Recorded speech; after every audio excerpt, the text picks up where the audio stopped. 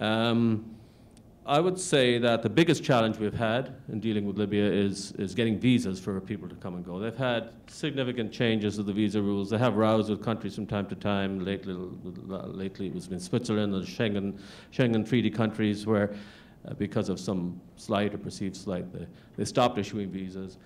They changed the rules about what you need in terms of paperwork and where you have to go to get the visas. So it's a continuing nightmare for us, and they still haven't resolved that issue.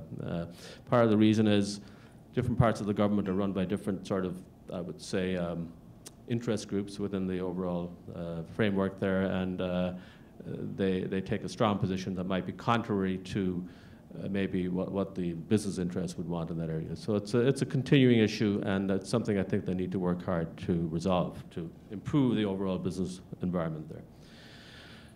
So any other questions on Libya? I think you need good legal advice, obviously, on the ground, as it goes for any foreign country, and I think you would say the same for UAE. It's very important that your legal advisors know the local laws and regulations and can give you good advice, and have a good, if possible, work through letters of credit and other instruments to make sure that your chances of getting paid are improved. So that's been our experience in Libya. Any questions before I move on to UAE? You mentioned about payments, it takes time. What is time? 1 month? Well, 6 months plus, I would say.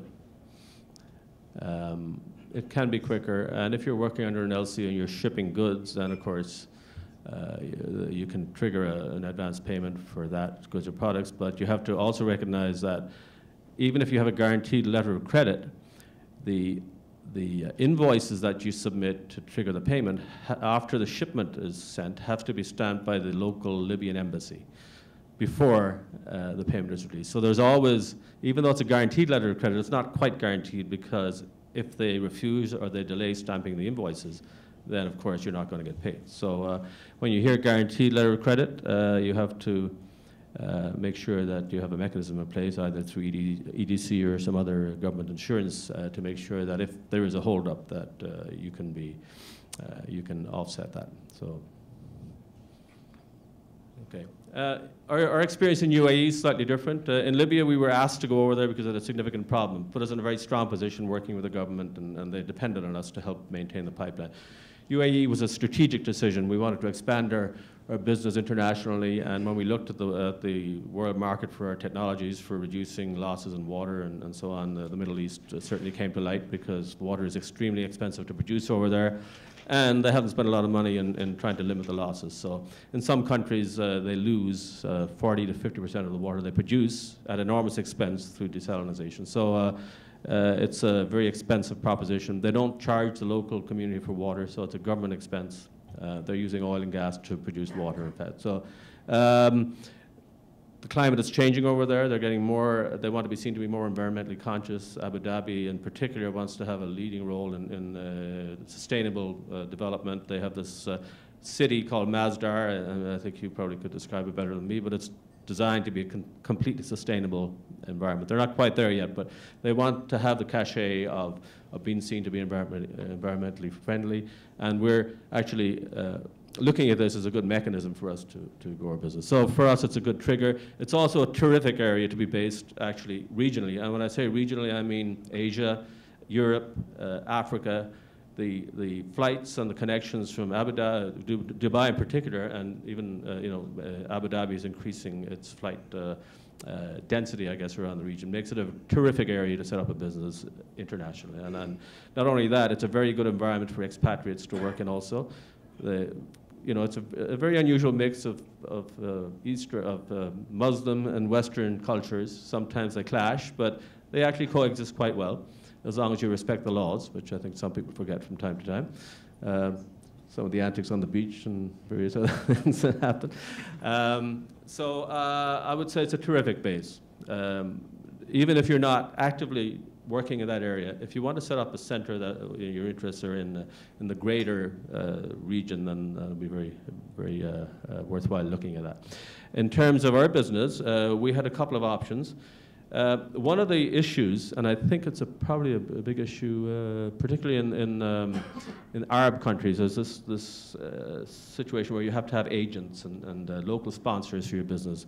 I think, as more of these countries want to become absorbed into the global business network, that's going to fall by the wayside eventually. But right now, it is a significant challenge for companies going over there. The first thing to realize is if you sign an agency agreement, say in Dubai, with somebody that you meet and you think you can help them, it's very difficult to get out of it. In fact, I don't know if you've had that experience over there, but if you pick the wrong horse, it's very difficult to get off it.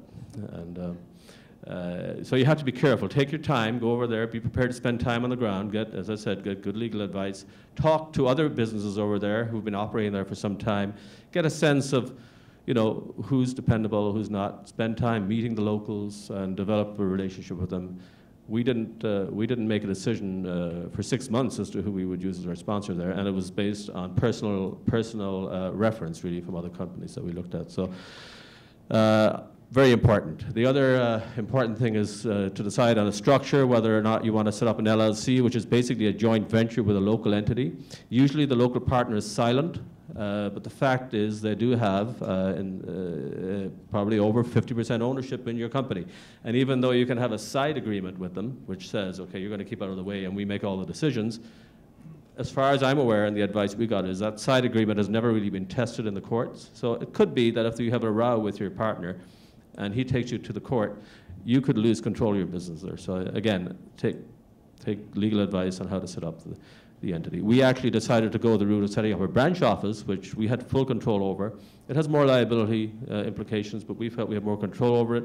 And if necessary, at some stage in the future, we could also always establish an LLC. So for us, it was the right move. I think we have complete control over the banking, the contract signing, the whole thing.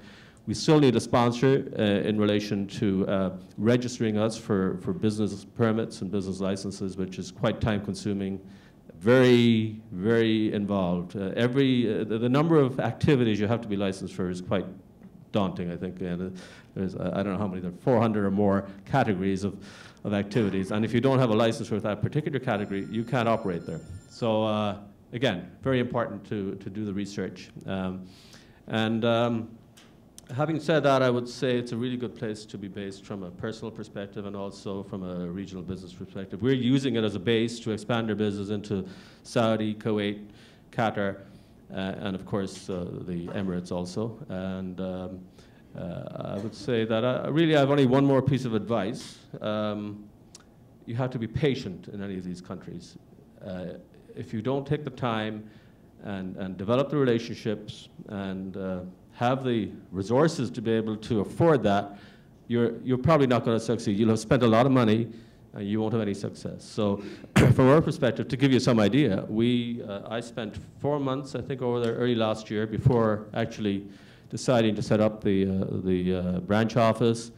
We set up the branch office in October of last year, and we still haven't got any work from the branch. Now, we know we're going to get a lot of work there eventually, but the fact is, it takes time. Nobody's going to write you a check right away for your products and services. So we're prepared to put in the time, the effort, and the money because we firmly believe that it could be a terrific contributor to our future growth. So really, that's our experience in these two countries, and I hope you found it of some benefit, and I'll be happy to answer any questions you have. Thank you.